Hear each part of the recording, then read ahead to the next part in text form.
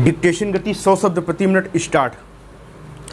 अध्यक्ष महोदय, मैं वित्त मंत्री जी को बजट पेश करने के लिए बधाई देना चाहता हूँ।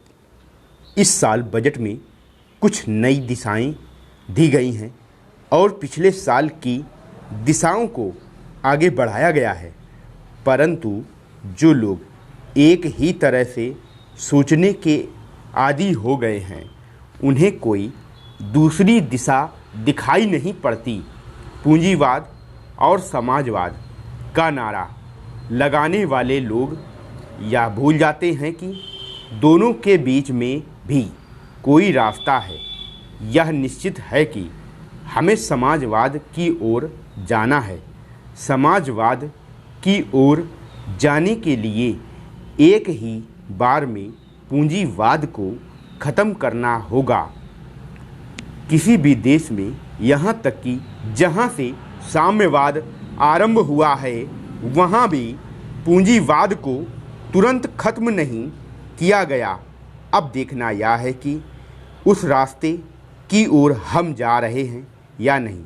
पिछले साल भी बजट में गरीबों के लिए काफ़ी धन की व्यवस्था की गई थी और इस साल भी काफ़ी धन उनकी दशा सुधारने के लिए रखा गया है। यह बात बिल्कुल साफ है कि हम साम्यवाद में विश्वास नहीं करते और ना ही हम पूंजीवाद में विश्वास करते हैं।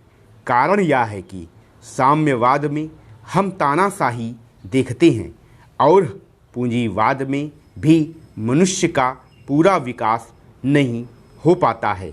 इसलिए हमने ऐसा रास्ता खोजा है जिससे मनुष्य का पूरा विकास हो सके।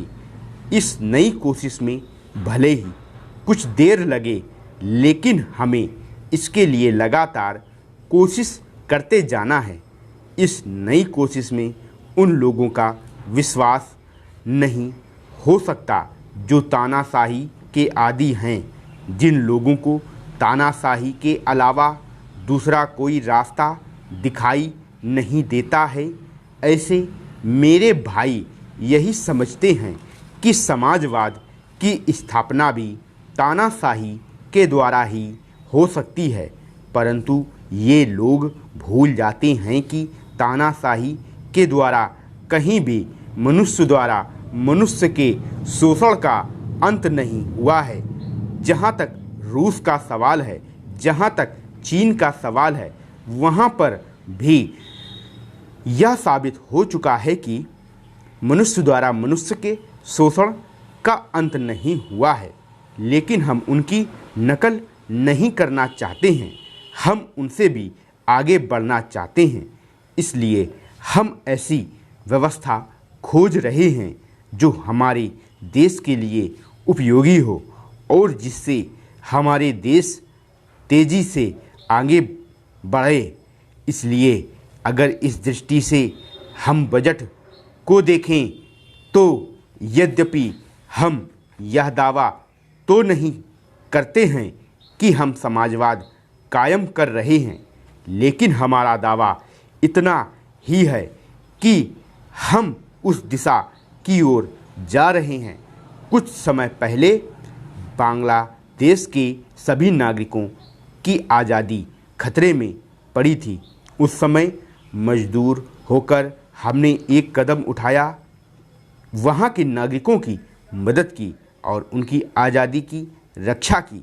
लेकिन हम यह नहीं मानते कि हमने अकेले ही उनकी आज़ादी की रक्षा की।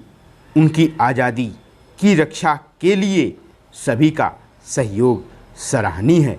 कुछ समय पहले बांग्लादेश के सभी नागरिकों की आज़ादी खतरे में पड़ी थी।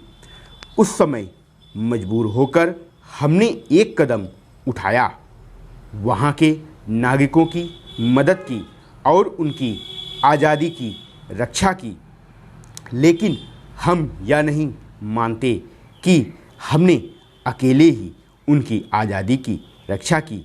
उनकी आज़ादी की रक्षा के लिए सभी का सहयोग सराहनीय है। स्टॉप।